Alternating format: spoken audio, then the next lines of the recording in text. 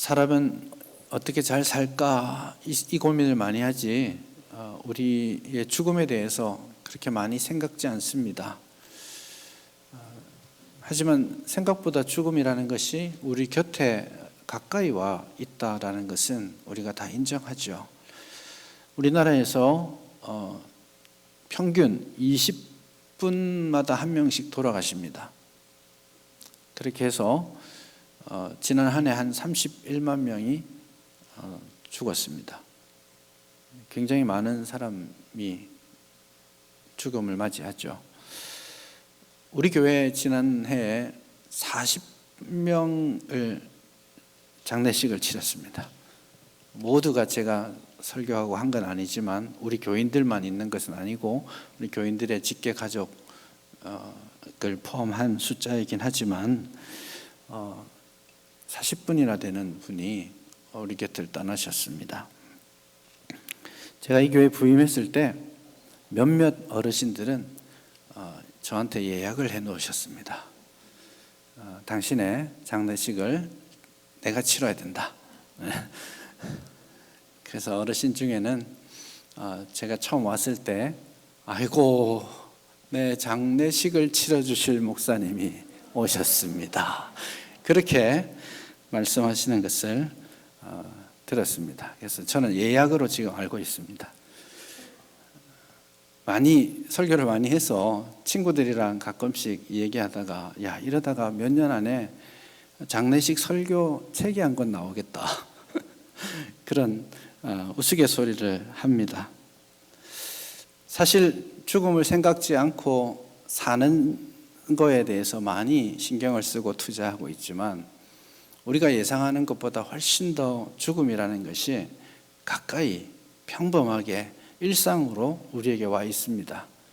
아마 불원 장래에 우리는 또 다른 죽음을 맞이하게 될 것이고 불원 장래에 어쩌면 우리의 가족 중에 어떤 분을 먼저 보내야 하는 수도 있을 겁니다. 오늘 아브라함이 사랑하는 아내를 먼저 떠나 보냈습니다. 굉장히 괴롭고 슬픈 일이겠죠. 평생을 함께했던 아내를 먼저 보내는 일이 정말 저로서는 상상하기 어려운 그런 고통스러운 시간일 겁니다. 오늘 사라가 127세를 살고 죽었다라는 말로 그 소식을 전하면서 23장이 시작되죠. 사라가 죽었다라는 말은 어떤 사인이냐면 전체 11장부터 계속되었던 아브라함 이야기, 아브라함 내러티브가 이제 막을 내릴 때가 됐다라는 뜻입니다. 11장부터 하나님이 아브라함을 부르셨잖아요. 갈대아우르에서 부르시고 나서부터 하나님과 동행하는 삶을 살아왔는데 숱한 어려움과 시험들을 다 함께 견디면서 아브라함과 함께 이 하나님의 약속을 받은 사람으로서 사라는 함께 역할을 해왔고 이제 그 절정을 다시 하나님께서 갈대아우르에서 부르면서 시작하셨고 모리아산으로 부르면서 아브라함 이야기는 절정에 도달했죠.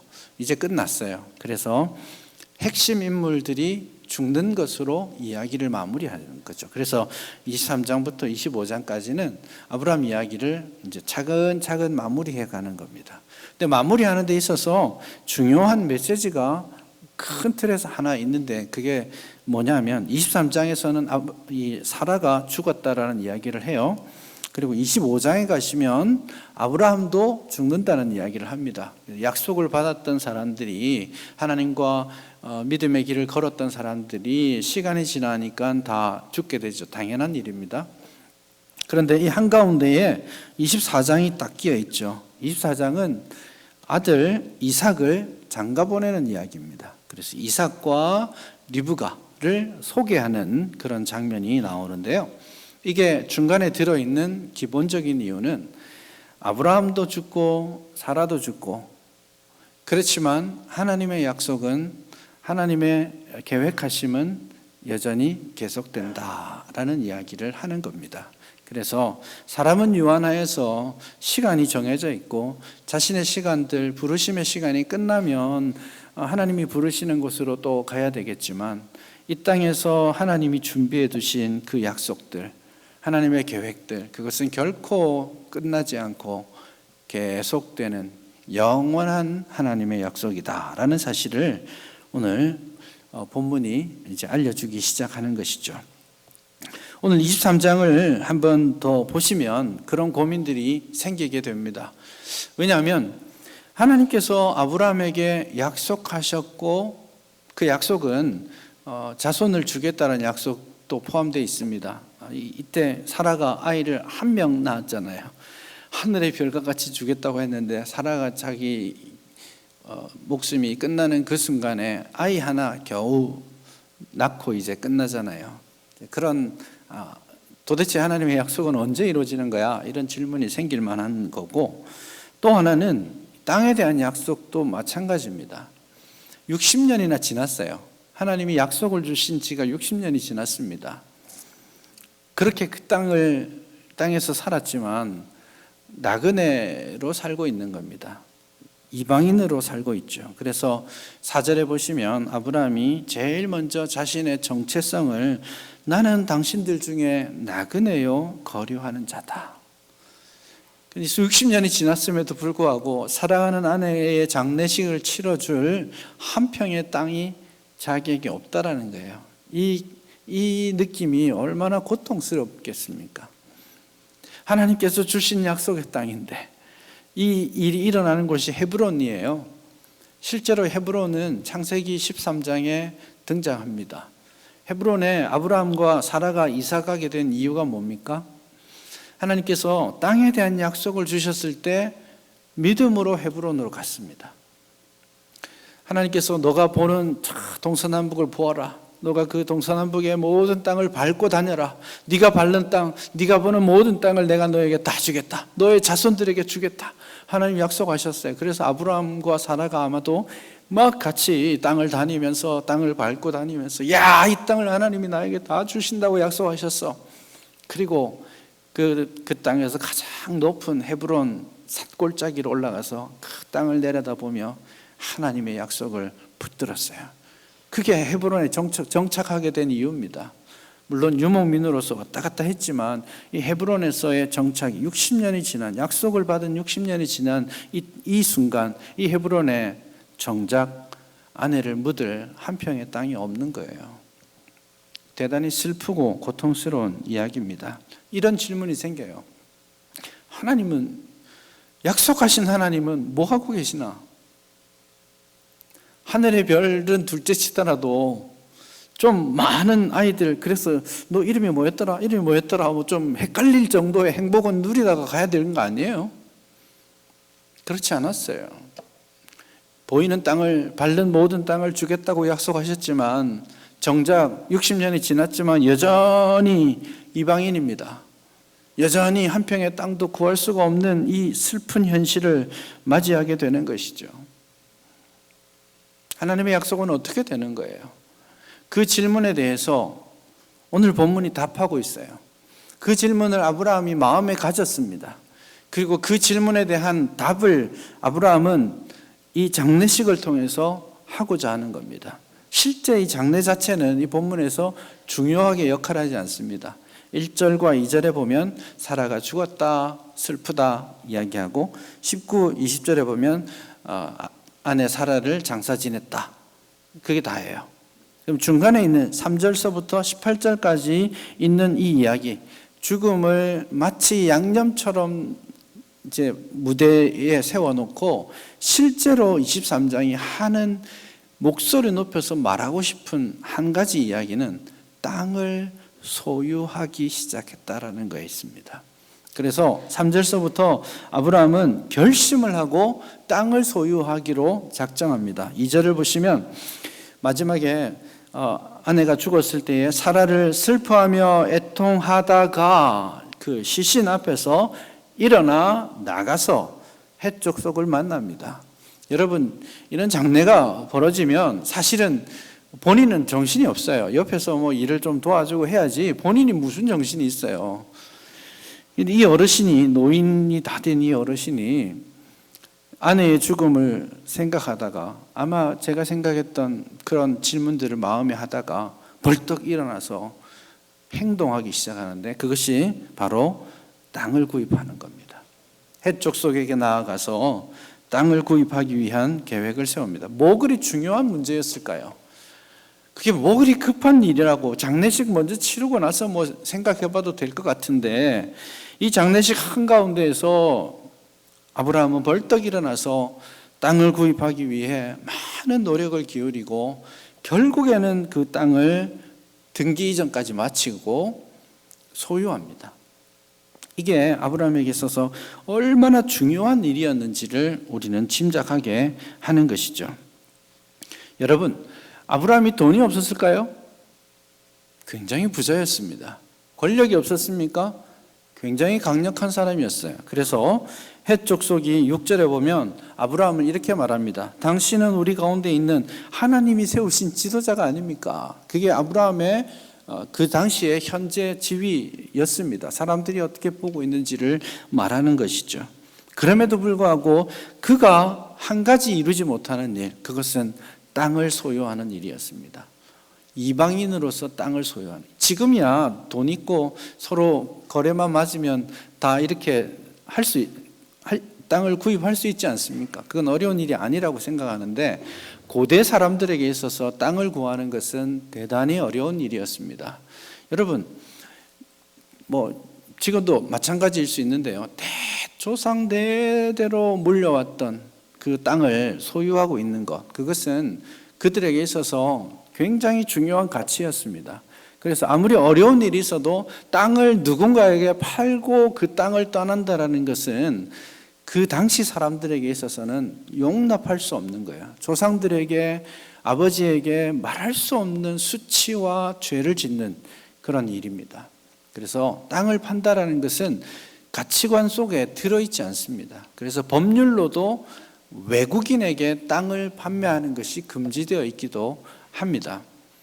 그리고 또 한 가지는 이 땅을 한 사람의 개인의 이야기가 아니에요. 우리야 내가 마음이 내키면 내 집은 내가 파는데 옆집이 무슨 상관이에요? 아무 상관없잖아요. 그러나 이런 시족 사회나 동네의 하나의 어떤 그 도시 국가 형태를 가지고 있는 이런 곳들은 공동체로서 존재합니다. 땅을 사는 것은 본인도 허락할 수 없지만 옆에서도 허락되지 않는 일이에요. 그럼 내 땅을 팔면 누구한테 팔아야 돼요? 옆집 김 씨한테 팔면 되는데 옆집 김 씨는 내 땅을 안 사요. 그게 공유되는 그 지역에서 공유되는 원칙입니다. 그러니 땅을 판다라는 것은 아무도 상상하지 않는 일이에요. 돈이 많으나 적으나 그 땅은 그냥 조상들의 땅이요, 나의 땅이고 내 후손들의 땅입니다. 그러니까 60년이 지나도 아브라함이 땅을 살 수가 없었던 거죠. 여러분, 이런 문화적 배경이 예를 들면 지난주에도 우리가 누가복음 15장에 나오는 그 탕자 비유 이야기를 했는데 탕자가 유산을 받아서 그걸 처분하고 멀리 떠났지 않습니까? 그 유산을 아마 땅으로 받았을 겁니다. 근데 땅을 처분하는 과정을 우리가 이해해야 됩니다. 이 탕자가 땅을 처분할 때 누구에게 팔았을까요? 옆집 사람들이 샀을까요? 안 삽니다. 아마도 이방인들에게 헐값에 땅을 팔아 넘겼고 그것은 아버지에게 조상들에게 대단히 수치스러운 일이었고 더 중요하게는 그 동네 사람들에게도 대단히 수치스러운 일입니다. 그래서 동네 사람들이 저놈 한번 걸려라 이렇게 하는 상황이라고 볼 수 있습니다. 오늘 본문도 마찬가지죠. 그래서 여러분, 아브라함이 땅을 사겠습니다라는 말을 누구에게 하나요? 에브론에 땅을 사지만 시작은 에브론에게 하지 않습니다. 그 동네 사람들을 불러서 동네 사람들에게 내가 땅이 필요합니다. 내 아내를 장사 지낼 땅을 좀 살 수 있도록 해 주십시오. 그러니까 동네 사람들이 아브라함에게 그렇게 말하죠. 당신은 우리 중에 있는 하나님의 지도자인데 아무 염려하지 마세요. 장사 지내세요.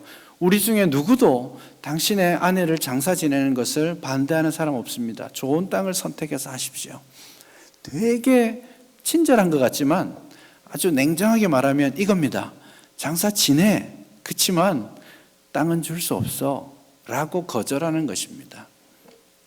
그렇게 했을 때 이제 아브라함이 7절을 보시면 일어나서 주민들을 향하여 큰 절을 합니다. 몸을 굽혀 절을 하고 두 번째 요구를 합니다.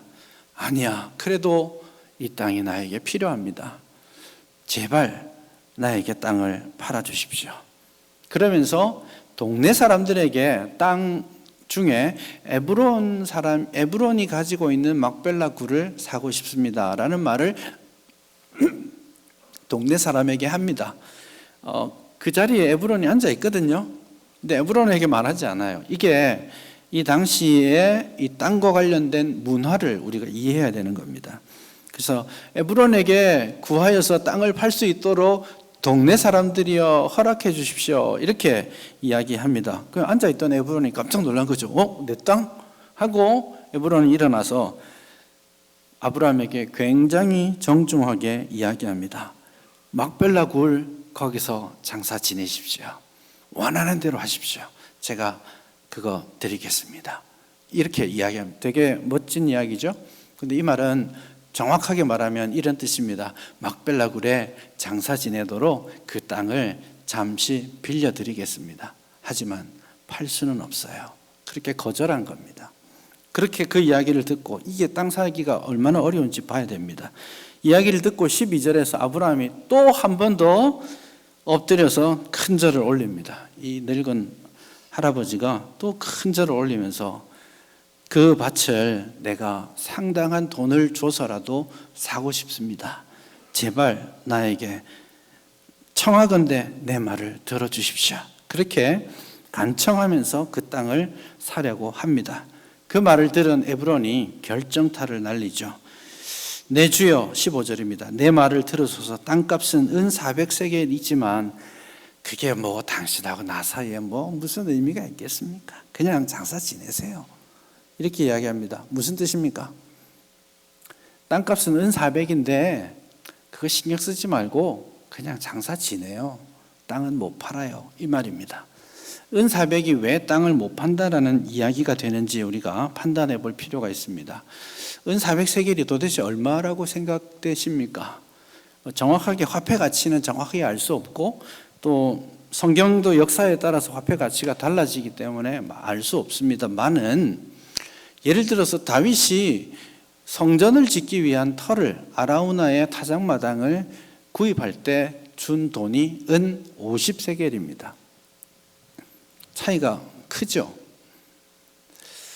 은 400의 가치를 우리가 정확하게 알 수는 없지만 창세기 안에서 보자면 한 청년이 저와 같은 사람이 1년 동안 일을 하고 연봉을 받으면 얼마를 받느냐 하면 은 10세겔입니다.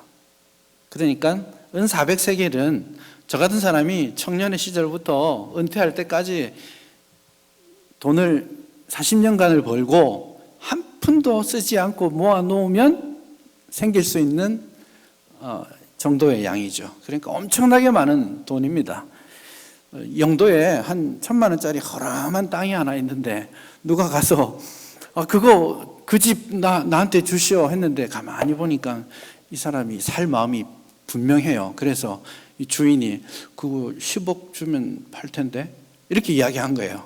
그러니까 이 말은 설마 네가 사겠어? 그러면 이렇게 이야기하면 사람들이 정말 미쳤나? 이게 무슨 은 400세겔이나 된다고 라고 이야기해야 되는데 아브라함이 뜻하지 않게 그걸 덥석 물었습니다. 은 400세겔 드리죠. 그리고 졸지에 이 거래가 이루어지고 말았습니다. 말을 했잖아요, 이미. 그러니 동네 사람들도 거기에 있고 에브론도 거기에 있고 아브라함도 거기에 있으니까 졸지에 엄청난 바가지를 써가면서 이 작은 막벨라 굴을 사고야 말았습니다.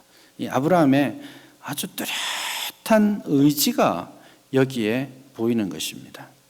설마 이렇게까지 네가 사겠어 하고 던진 말인데 그걸 붙들고 산 것이죠. 왜 아브라함은 이렇게까지 이 땅을 소유하기를 원했을까요? 아내가 죽었을 때, 그 사실 아내보다 자기가 10년이나 더 나이가 많습니다. 본인도 내일 모레 언제 죽어도 이상하지 않을 만큼의 나이가 되었습니다.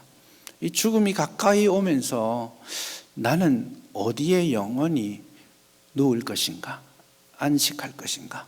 내 아내를 어디에 영원히 안식하게 할 것인가? 거기가 바로 진짜 고향이 되는 거거든요. 이 연세를 드시면, 은퇴하면 종종 남자들은 이런 말들을 좀 하더라고요. 종종 좀 시골집에 고향에 가서 자그마한 농사도 짓고 또 채소도 키우고 이러면서 여생을 보내고 싶어 하는 사람들이 꽤 있습니다. 조심해야 됩니다. 아내들이 원하지 않습니다. 아내들은 지금까지 고생했기 때문에 이제 여생은 쇼핑센터 근처에 있고 싶어요. 그래서 적절하게 쇼핑도 하고 어디 가고 싶으면 지하철도 있고 이런 곳에서 살다가 가끔씩 시골에 가서 좀 이렇게 하는 걸 원하죠. 남자들이 함부로 실행에 옮기시면 큰일 납니다. 아마 은퇴쯤 되면 집안의 권력 구도가 이미 확정적이기 때문에 함부로 그러셨다가는 큰일 납니다. 그런 회귀 본능, 고향으로 가고 싶은 본능이 있습니다. 그래서 제가 미국에 있을 때도 미국에 와서 정착하고 사셨던, 이민하시던 어르신들이 곧잘 참 많은 분들이 저에게 나는 이제 목사님 제 고향에 가서 묻히고 싶어요. 이런 마음을 참 많이 작은 소망들을 이야기하는 것을 들었습니다. 고향이 어딘가, 내가 묻히고 싶은 곳이 어딘가에 대한 결단을 아브라함이 지금 하고 있는 겁니다. 내가 영원히 안식하고 나와 내 자손들, 내 후손들이 영원히 안식할 땅을 확정하고 싶은 것입니다. 고향이 아니라, 내가 살아왔던 그 땅이 아니라 이 땅에 나는 뼈를 묻으리라. 왜냐하면 이 땅은 하나님께서 나에게 약속하신 땅이니까. 내 아내가 그것을 보지 못하고 죽었고 나도 이것을 보지 못하고 죽겠지만 이미 하나님께서 창세기 15장에서 말씀하셨어요. 이 땅을 너와 너 자손에게 주겠지만 당장은 안 돼. 400년이나 지나서 너의 자손들이 여기로 돌아오게 될 거야. 그런 말씀을 하셨어요. 그래서 아브라함도 아마 알고 있었을 겁니다. 이 땅이 하나님이 나에게 약속하신 땅이지만 내가 누릴 수 없는 땅이라는 것을 알았을 거예요. 하지만 아내가 죽어가는 이 순간에, 자신의 죽음을 기다리는 그 순간에 하나님께서 약속하신 그 땅을 지금 내가 가지겠다. 믿음의 고백입니다. 내가 비록 누리지는 못하겠지만 하나님의 약속을 나는 여전히 신뢰하고 있어. 23장, 24장, 25장이 말하는 것처럼 지금 우리는 여기서 죽어서 우리의 삶은, 우리의 여정은 여기서 끝나겠지만 내 자식이, 내 자식의 자식이, 내 후손이 하나님의 약속을 이루어 가면서 이 땅을 소유하게 될 거야. 난 그걸 믿어. 그것을 지금 강력하게 본문에서 말하고 있는 거예요. 막벨라굴을 그렇게까지 사고 싶었던 이유가 그겁니다. 돈을 다 털어넣어서라도 자기가 고백하고 싶었던 한 가지 사실이 바로 그것입니다. 그래서 이 막벨라굴은 단순하게 아내의 매장지의 역할을 하는 것에서 그치지 않습니다. 믿음이었어요. 약속에 대한 소망을 새롭게 하는 것이었습니다. 아브라함은 이 땅에 그 막벨라굴의 아내를 장사 지냅니다. 이 땅에서 영원히 안식하기를 소망하는 것이죠. 이삭은 그 아버지의 믿음을 받아서 아버지가 돌아가셨을 때에 아버지 아브라함을 그 막벨라 굴에 장사 지냅니다. 자신의 아내 리브가가 죽었을 때에도 아내를 그 막벨라 굴에 장사 지냅니다. 야곱은 에서와 함께 아버지 이삭이 죽었을 때에 그 이삭을 막벨라 굴에 장사 지냅니다. 야곱은 자기 아내 레아도 그곳에 장사 지냅니다. 그렇게 세대를 이어가면서 할아버지의 땅, 아버지의 땅, 자신의 땅, 자기 자식의 땅, 하나님이 약속하신 땅을 우리가 소유하며 영원히 누린다. 그 믿음을 가졌던 것이죠. 여러분, 창세기 마지막 장면은 참 참 웅변적인 한 장면을 그려주고 있는데 그게 바로 이 야곱의 장래 행렬입니다. 야곱은 자기의 죽음이 이르렀다라는 것을 알게 되고 요셉을 부릅니다. 맹세시키죠. 어디서 죽었습니까? 이집트 땅에서 죽었어요. 외국에서 죽었습니다. 근데 야곱이 한 가지 당부를 하죠. 요셉에게 하나님의 이름으로 꼭 맹세해라. 너 절대 나를 이곳에 장사 지내지 마. 내가 묻힐 곳은 막벨라 굴이다. 거기에 나를 묻어다오. 그렇게 이야기합니다. 그리고 창세기 마지막 50장은 거대한 행렬이, 야곱의 장래 행렬이 이집트를 떠나서 가나안 땅, 약속의 땅 막벨라 굴을 향해 가고 있습니다. 하나님의 약속이 이루어진다라는 것을 웅변적으로 외치고 있는 거예요. 죽어서라도 그 땅에 가고자 하는 야곱의 믿음을 그렇게 나타내고 있는 것이죠. 여러분, 창세기는 누구에게 썼습니까? 아브라함이 쓴 게 아니고 모세가 출애굽한 이스라엘 백성들에게 쓴 것이 창세기입니다. 이 창세기를 읽는 이스라엘 백성들, 이들은 광야에서 가나안 땅을 향해 가고 있는 사람들이었어요. 도망자로서 나와가지고 가나안 땅으로 가고 있는 그들에게 창세기에는 어떻게 말하는 겁니까? 400년이 지났어요. 근데 야곱이 가고 있는 그 길을 400년이 지난 다음에 이스라엘 백성들이 가고 있는 거예요. 이야! 시간이 지났지만, 사람들은 죽어갔지만 하나님의 약속은 지금도 계속되고 있구나. 현재 진행형이구나. 하나님의 약속은, 하나님의 유업은 영원하구나. 그 사실들을 이스라엘 백성들은 고백할 수 있었던 것이죠. 우리는 유한합니다. 우리는 제한되어 있어요. 우리의 시간을 살다가 가면 그만입니다. 그러나 때로는 우리가 우리의 시간 중에서 하나님의 일하심을 만나지 못할 수도 있습니다. 죽으라고 충성하고 봉사했는데 그 결과가 좋지 않은 것처럼, 세상적으로 좋지 않은 것처럼 보일 때도 있을 겁니다. 그러나 낙심하지 않아도 돼요. 왜냐하면 그건 우리의 시간일 뿐이에요. 그 우리의 시간을 넘어서는 영원을 일하시는 하나님이 우리 곁에 계십니다. 그래서 나는 지금 이만큼밖에 안 되지만 하나님은 나를 돌보신 그 돌보심을 내 자녀와 내 자손들에게까지 이어가시며 신실하게 우리를 이끄시는 것입니다. 그 사실을 믿으셔야 합니다. 그래서 믿음의 선배들이 주었던 그 믿음을 잘 움켜쥐고 그 믿음을 다음 세대에 잘 전달하면서 우리가 마땅히 달려가야 될 우리들의 믿음의 경주를 계속해야 되는 겁니다. 영원을 살라는 거예요. 그래서 이 땅에서 어떻게 하면 잘 살 수 있을까를 고민할 것이 아니라 나는 어떻게 하면 잘 죽을 수 있을까? 죽음 이후의 세상을 어떻게 잘 준비할 수 있을까? 그것을 생각하면서 살아야 되는 거예요. 그게 이 땅을, 제한된 이 땅을 살아가는 영원한 하나님의 나라의 계획을 이루어가는 우리들의 삶인 거예요. 우리는 여기에서 멈추어 설 수 있지만 우리의 삶은 죽음 이후에도 계속될 겁니다. 그 사실을 믿으시죠? 잘 준비하셔야 됩니다. 지금 에브론은 갑자기 엄청난 돈을 손에 쥐었습니다. 그게 무슨 의미가 있겠어요? 에브론 죽으면 그 돈 가져가겠습니까? 에브론은 가져가지 못할 은 400세겔이라는 거금을 손에 쥐었지만 아브라함은 가져가지 못할 은 400세겔을 던져놓고서 영원히 소유할 하나님의 약속을 붙들었습니다. 그게 지혜로운 삶이, 그게 믿음의 삶인 거예요. 이 믿음이 우리에게 있기를 바랍니다.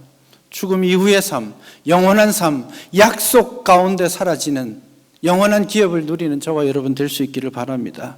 그 미래를 소망하고 준비하는 여러분 되시기를 바랍니다.